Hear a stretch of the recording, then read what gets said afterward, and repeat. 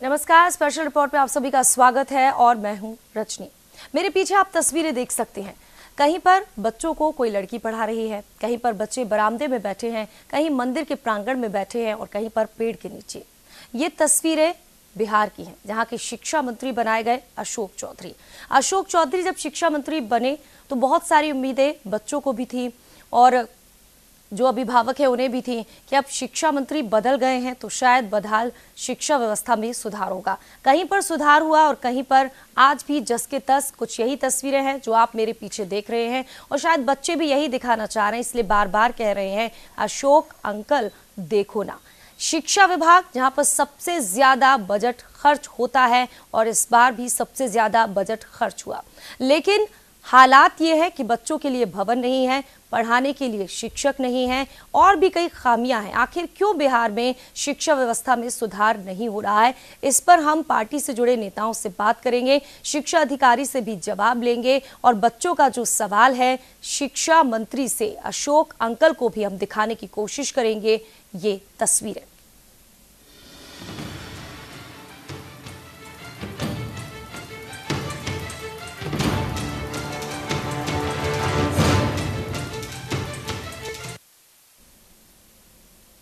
बिहार के रोहतास के दिनारा प्रखंड की ये तस्वीरें हैं जो हम बार बार आपको पीछे दिखा रहे हैं और शायद बच्चे भी अशोक अंकल को यही दिखाना चाह रहे हैं। लेकिन आखिर पूरा माजरा क्या है, कैसे पढ़ते हैं ये बच्चे और क्यों पढ़ाती हैं बच्चियां यहाँ टीचर की जगह, सबसे पहले इस रिपोर्ट में देखिए।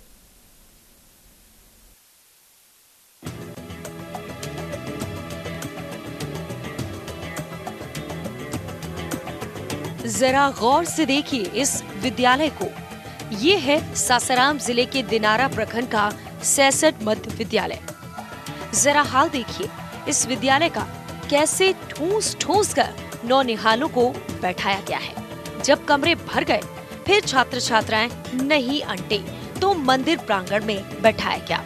अब जरा मंदिर प्रांगण का ही हाल देख लीजिए, ये भी छात्रों से अटा पड़ा है। यहाँ भी जगह कम पड़ गई है। जी हाँ, लगभग 1200 बच्चे बच्चियां हैं। 6 कमरे में अटे तो अटे कैसे, आप सहज समझ सकते हैं। कैसे पढ़ाई होती होगी इसका सहज ही अनुमान लगाया जा सकता है। जरा छात्रों की जुबानी ही सुन लीजिए उनका दर्द। हमारे स्कूल में कमरे का अभाव है, इसीलिए हम लोग मंदिर में पढ़ते हैं। लड़के भी लड़कियां ज्यादा हैं, इसीलिए बड़े बड़े अधिकारी आते हैं तो हम लोग कहते हैं। कल BO साहब आए थे, इसीलिए हम कहे थे तो उन्होंने कहा कि मैं अगले बेंच बनवा कर भेजूंगी। क्योंकि स्कूल बहुत छोटा है इसलिए बेंच पर 6 लड़कियां बैठती हैं और नहीं होता है तो बाहर सर हम सबको बैठाते हैं। कुछ भी लिखते हैं, राइटिंग भी नहीं हम सब अच्छी बनती है और बहुत गर्मी है। कहते भी कि सर पंखा लगवा दीजिए तो वो कहते हैं कि तुम सबके लिए तो हम ऑफिस। मंदिर में क्यों पढ़ रहे हैं? मेरे विद्यालय में छोटा कमरा है, इसलिए हम लोग मंदिर में पढ़ रहे हैं। इसके कारण सब बच्चे बाहर और स्कूल में पढ़ते हैं, इसलिए हम एक कट्ठा मंदिर में पढ़ते हैं। अब जरा शिक्षकों की स्थिति भी जान लीजिए। 1200 छात्र छात्राओं में महज 10 शिक्षक हैं, लेकिन ये भी कहने भर के हैं। 7 ही हैं, जी हाँ महज 7। 2 ट्रेनिंग में गई हुई हैं, एक संकुल संसाधन से भी हैं। जाहिर है शिक्षकों का घोर अभाव है, लिहाजा सीनियर वर्ग की बच्चियां अपने से नीचे वर्ग के बच्चों को पढ़ाती हैं। वो दृश्य भी देख लीजिए। ये दिन भी बीत जाएंगे, गुजर गुजर हजार दिन, कभी तो होगी चंपल पे बाहर की नजर। वहीं शिक्षक भी स्वीकार करते हैं कि यहाँ शिक्षकों की कमी है, क्योंकि इस क्लास में टीचर की कमी है, इसीलिए हम लोग सीनियर हैं और जूनियर को लेते हैं। कभी आपने कंप्लेन नहीं किया है कि सर कि हम लोग सर कंप्लेन किया है और सर लोग कहते हैं तो सरकार की जब मन होगा तभी ना करेंगे। हमारे यहाँ शिक्षक का अभाव है और सीनियर बच्चे से जूनियर बच्चों को हम लोग शिक्षा ग्रहण कराते हैं ताकि बच्चा सीख पावे और रूम का भी अभाव है, इसलिए पेड़ के नीचे पढ़वाते हैं बच्चों को बैठा करके और मंदिर में बच्चों को बैठा कर पढ़वाते हैं। बच्चों को बैठने की समस्या नहीं, हम लोग किस तरह से बच्चों को घर गिरने नहीं देते हैं और उसको मैंने यथाशीघ्र हम लोग जितना मेहनत होता है हमारे जो बंधु हैं वो पढ़ाने में मदद करते हैं। वहीं जब इस संबंध में जिला कार्यक्रम पदाधिकारी से जानकारी लेने न्यूज इंडिया की टीम पहुंची तो साहब कैसे भड़के, जरा इस दृश्य को भी देख ही लीजिए। क्या कर देंगे? चले जाइए, निकाल दीजिएगा हम लोग ऑफिस से। चले जाइए, जब बोर्ड में बांट नहीं देंगे तो आप अनऑथराइज क्यों बांट ले रहे हैं? आपसे संबंधित है, किससे लेने जाएंगे हम? किसी का जवाब दे देंगे, जाइए। वहीं जब इस मामले में जिला शिक्षा पदाधिकारी से बात की गई तो जांच करने की बात कही। जमीन के लिए हम ग्राम सभा की बैठक बुलाने के लिए कहे हैं, ग्राम सभा की बैठक बुला लेते हैं, वो लोग निश्चित कर लेते हैं जमीन के बारे में। उसके बाद हम लोग बहुत जल्द उस पर कार्रवाई करने के लिए तैयार हैं। तो बच्चों को तो बहुत परेशानी हो रही है। हाँ, तैयारी तो अब बहुत जल्दी ही इसका निराकरण होगा। तो ये हाल है सूबे की शिक्षा का, जहां रोज सरकार बेहतर शिक्षा के ढोल नगाड़े पीट रही है, लेकिन जमीनी हकीकत हमने जो दिखाई है उससे आपको सहज ही अंदाजा लग गया होगा कि बिहार के नौनिहालों का भविष्य कितना सुरक्षित है। न्यूज इंडिया के लिए रोहतास से रंजन सिंह की रिपोर्ट।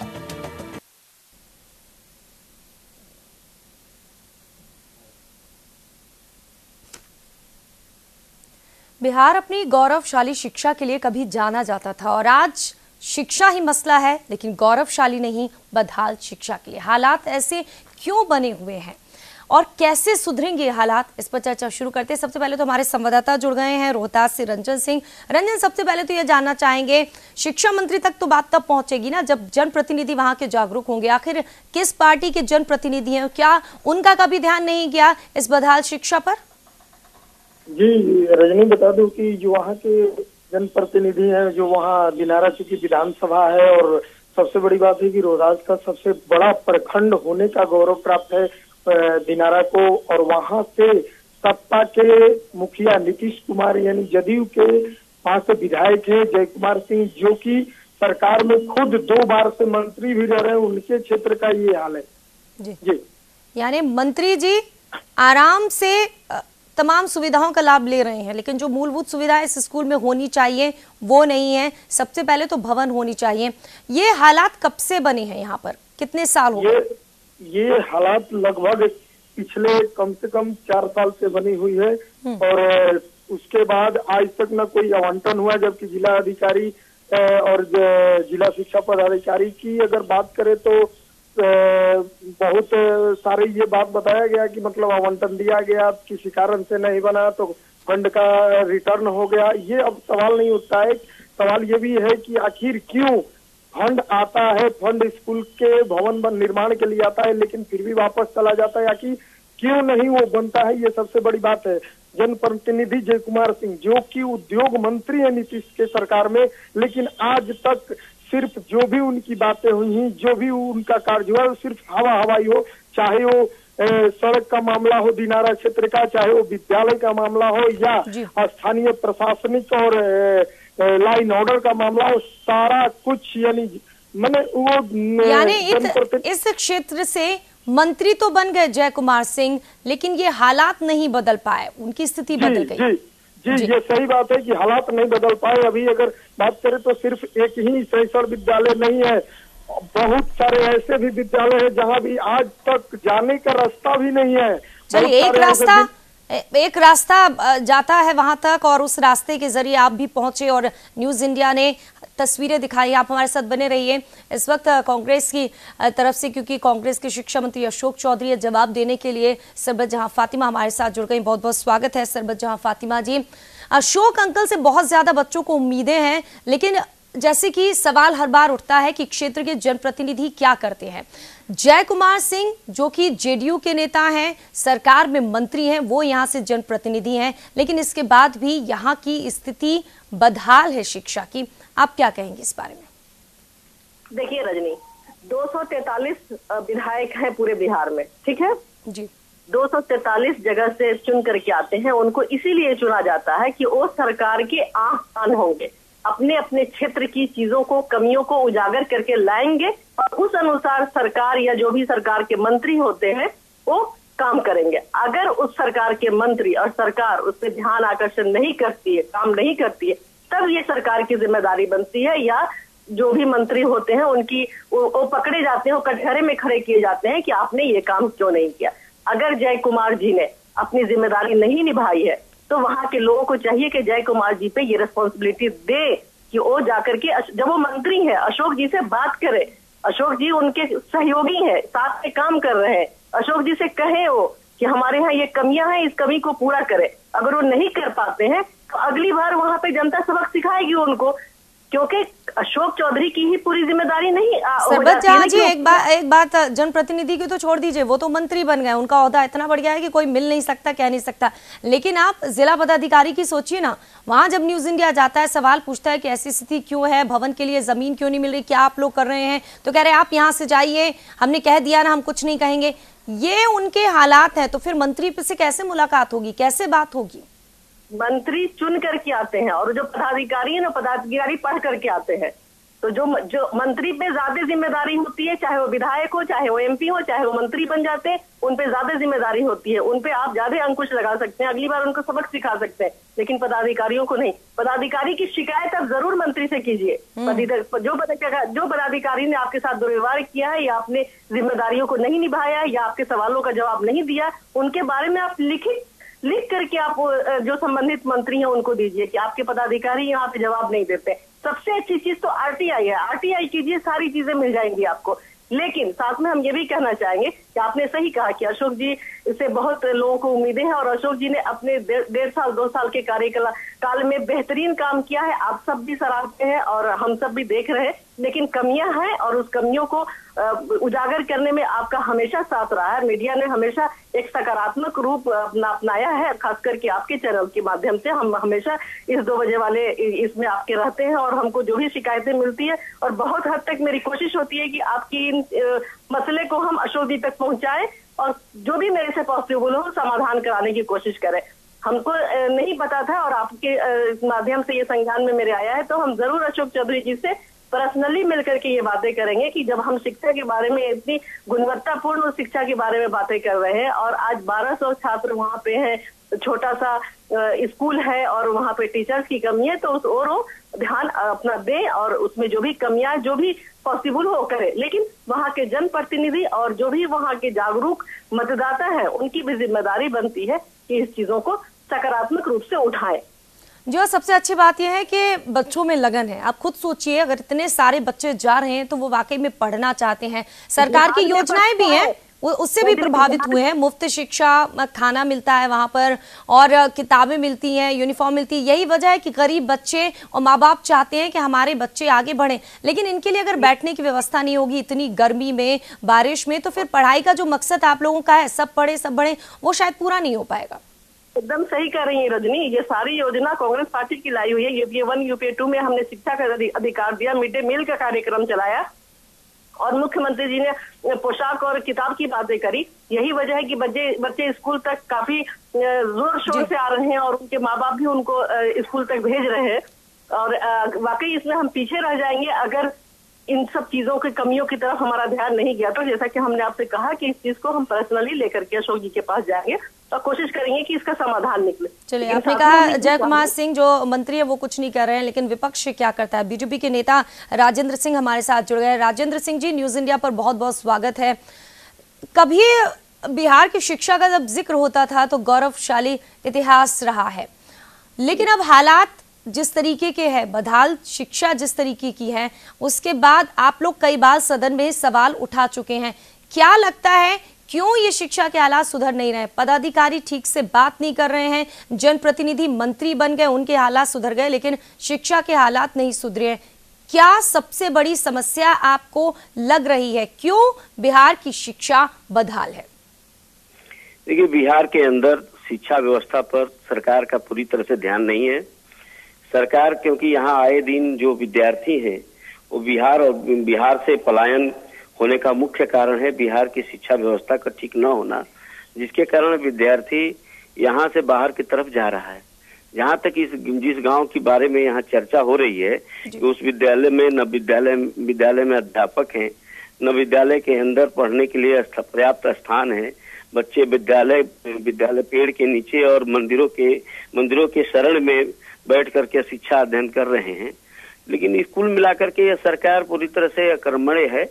और ये कहा जाए कि ये सरकार की पूरी तरह से जो शिक्षा से लेकर के, क्योंकि शिक्षा को प्राथमिकता जो सरकार को देना चाहिए, वैसे तो हर व्यवस्था इनकी चरमराई हुई है, लेकिन शिक्षा पर तो पूरी तरह से एक तरह कहा जाए कि जंगल राज अगर शिक्षा में है कहीं तो बिहार में ही देखने को मिलता है। बीजेपी को जंगल राज ही हर जगह दिख रहा है। सरबजहाँ फातिमा जी, आप कुछ कहेंगी?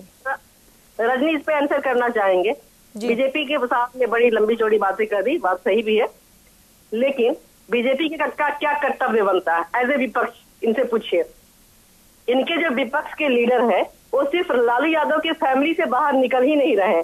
उनको चाहिए था, 2 दिन पहले मेरा स्टेटमेंट था किसी टीवी पे, तो उनको चाहिए था कि बिहार की जो भी कमियां हैं उसको उजागर करे, एक सकारात्मक विपक्ष की भूमिका अदा करे और बिहार में जो तरक्की की राह पे चल निकली है उसमें अपनी भूमिका निर्वहन करे, अपनी जिम्मेदारी निर्वहन करे। लेकिन वो सिर्फ और सिर्फ 1-2 परिवार के पीछे रह करके अपनी सारी चीजों को खत्म कर रहे हैं। अभी बीजेपी के भाई बोल रहे हैं लंबी चौड़ी बातें कि जंगल राज 1, जंगल राज 2 और फला और चिला, ये सब कुछ भी नहीं है। आप विपक्ष में है और विपक्ष की बहुत बड़ी जिम्मेदारी बनती है, जितनी सरकार की जिम्मेदारी होती है उससे कहीं ज्यादा विपक्ष की जिम्मेदारी होती है।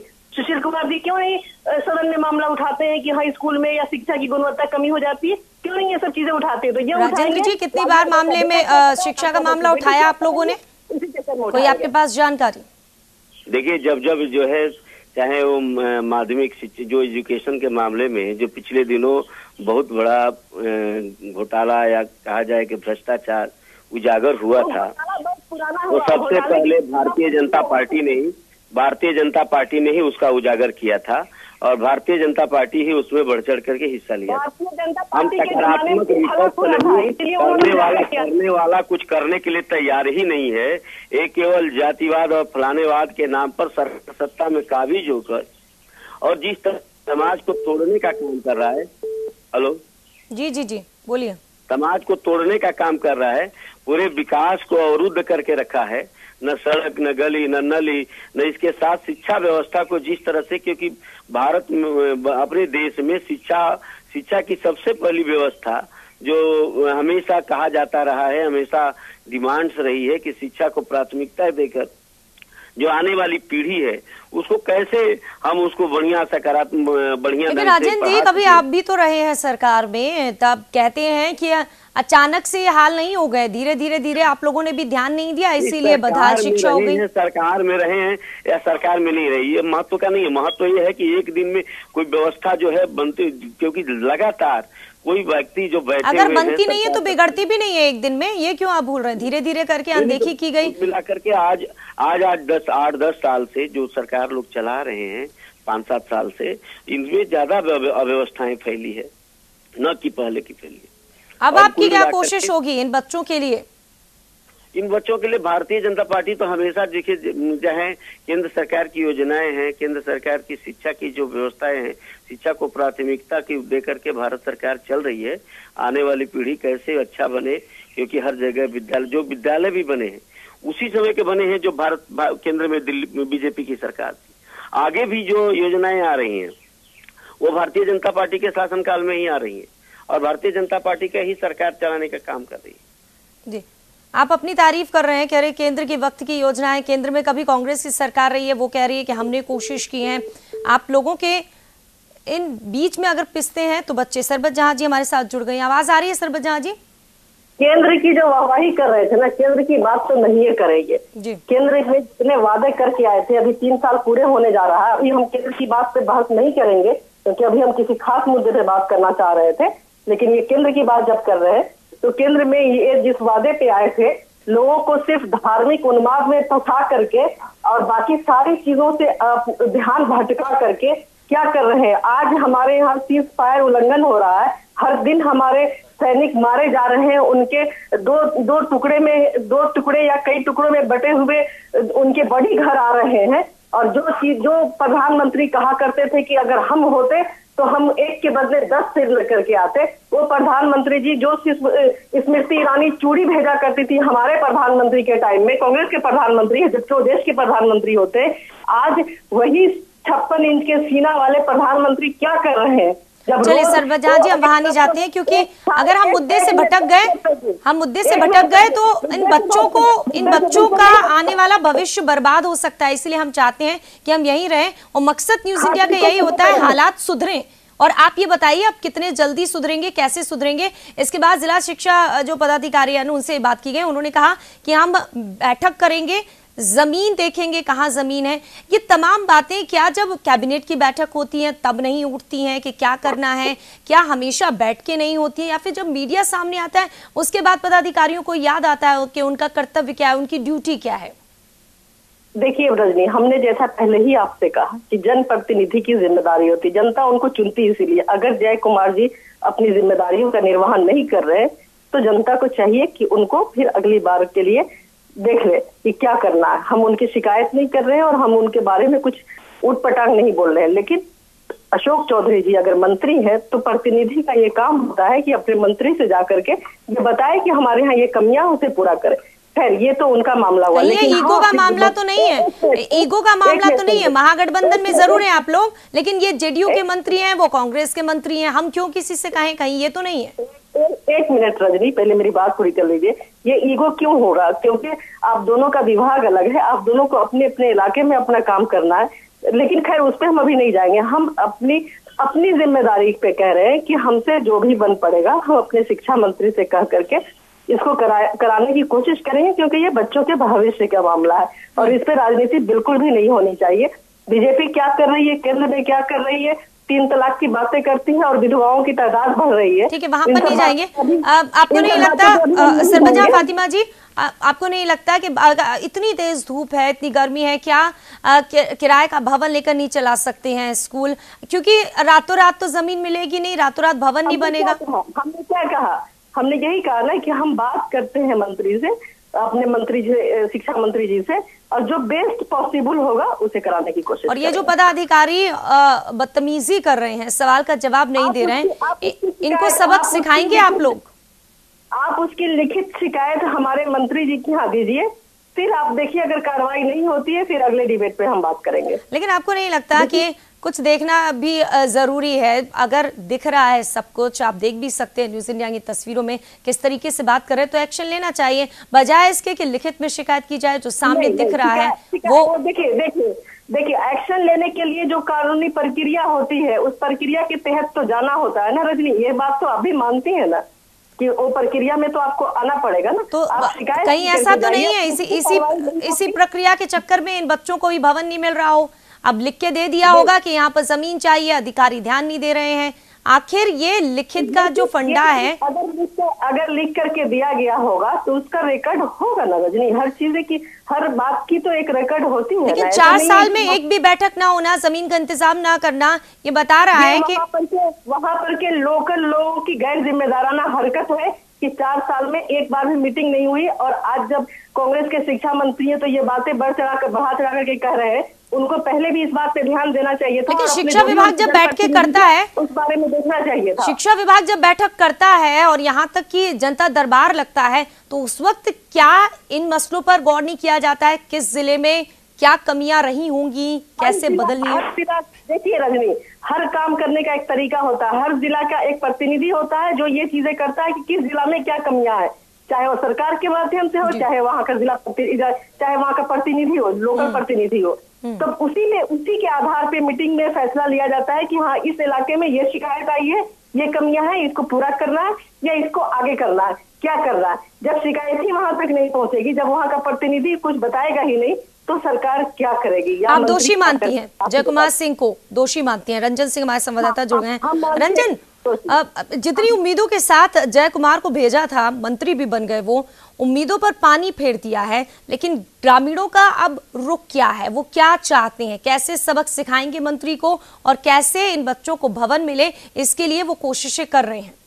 जी रजनी, बता दूं कि लिखित शिकायत से लेके अधिकारी के चक्कर काटते काटते वहाँ के ग्रामीण हो या प्रिंसिपल हो या वहाँ के प्रधानाध्यापक हो, यहाँ के टीचर हो, वो सारे त्रस्त हो गए हैं, लेकिन कोई सुनवाई नहीं हो रहा है। फातिमा जी बोल रहे हैं कि लिखित शिकायत कराइए, वो जांच करा ले कि बीओ ऑफिस, डीओ ऑफिस या डीएम कार्यालय कितने आवेदन पड़े होंगे दिना विधानसभा क्षेत्र का कि विद्यालय है तो बच्चे नहीं, बच्चे हैं तो विद्यालय नहीं, जो भवन के कारण बाहर पढ़ते हैं, मंदिर में पढ़ते हैं। इससे दुर्भाग्य क्या हो सकती है रोहतास के लिए, जो जहाँ की दो मंत्री हैं, उस क्षेत्र के मंत्री हैं, जो 2 बार मंत्री रहे हैं, और फातिमा जी कहती है कि लिखित शिकायत करे। फातिमा जी एक बार चेक करा ले। आप जो अपने क्षेत्र में प्रतिनिधि चुनते हैं उन पे ये जिम्मेदारी कीजिए ना।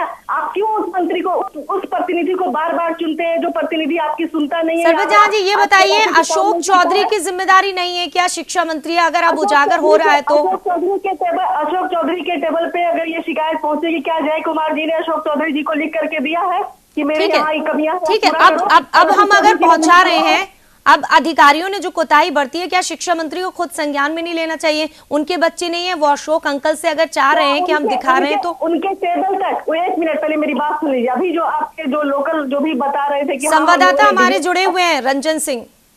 हाँ बिल्कुल जुड़े हुए हैं। जो उन्होंने कहा कि हम नहीं, आपके कोई ग्रामीण थे जो कह रहे थे कि हाँ बीओ की हाँ कहाँ हम लोगों ने बहुत हमारे संवाददाता है रंजन सिंह है वो संवाददाता जो पूरी खबर लेकर आए। ठीक है, संवाददाता ही है आपके।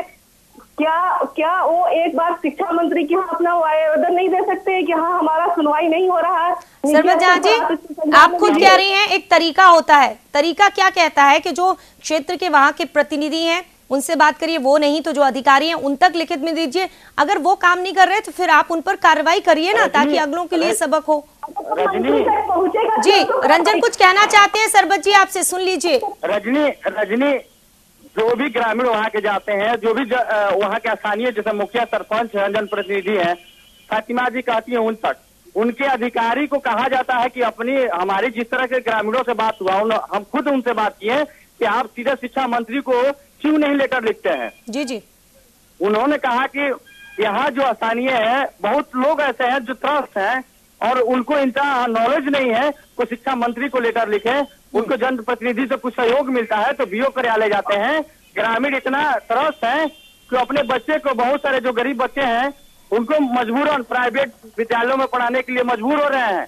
आखिर क्या करें? अब बताइए, आपने खुद सुन लिया क्या स्थिति है वहाँ की, भोले भाले से ग्रामीण। अब उम्मीद आप लोगों से कर रहे हैं कि कम से कम न्यूज इंडिया के जरिए आप लोग देख लें। नहीं, आप जो कह रही है ना, आप उनसे कहिए, वो अपने जब बार बार एक ही प्रॉब्लम हो रहा, फिर उन्होंने जनप्रतिनिधि एक ही को क्यों बार बार? रजनी, मैं पूछना चाहता हूँ कि उनके डीओ जो जिलाधिकारी हैं, बीओ हैं, क्या वहाँ के स्थानीय किसी भी व्यक्ति का फोन रिसीव करते हैं? आज मैं वो डीओ से बात करने के कितने बार प्रयास किया, एक बार भी फोन नहीं रिसीव किया। तो आप जनप्रतिनिधि वहाँ स्थानीय ग्रामीण के बात ही छोड़ दीजिए, वो पत्रकार की फोन नहीं करते हैं। तो सर्वजहां जी ठीक है, जनप्रतिनिधियों को जनता सबक सिखा देगी, लेकिन अधिकारियों को तो आपकी सरकार सबक सिखाएगी ना। बिल्कुल, अधिकारी अगर इस तरह की हरकत कर रहे हैं तो ये अभी आपके चैनल के माध्यम से मेरी आपसे बात हो रही है और ये कहीं ना कहीं सुनी जा रही होगी, तो जरूर इस पे एक्शन लिया जाएगा। और हमने पहले ही आपसे कहा कि हम इस बात को पर्सनली तौर पे लेकर के अशोक जी के पास जाएंगे। उम्मीद है कि अशोक चौधरी अंकल तक इन बच्चों की बात जरूर पहुंचेगी। अशोक चौधरी अंकल को जो दिखाना चाहते हैं बच्चे, वो देखेंगे जरूर, और जो वो चाह रहे हैं वो उन्हें मिलेगा। इसी उम्मीद के साथ बहुत बहुत शुक्रिया आपका सरबतजहां फातिमा जी हमसे जुड़ने के लिए। रंजन आपका भी बहुत बहुत शुक्रिया, और बीजेपी के नेता भी हमारे साथ जुड़े हुए थे, राजेंद्र सिंह, उनका भी बहुत बहुत शुक्रिया।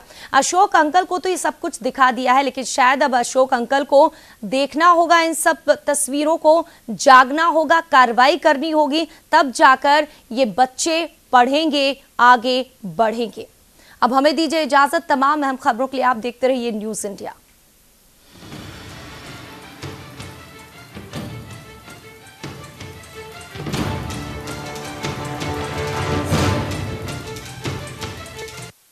इसका आप हमारे चैनल को YouTube पर सब्सक्राइब कर सकते हैं न्यूज इंडिया निम्स पर। इसके अलावा आप ट्विटर पर भी हमें न्यूज इंडिया 17 पर फॉलो कर सकते हैं। फेसबुक पर आप newsindia.nimsUnai पर हमें लाइक कर सकते हैं।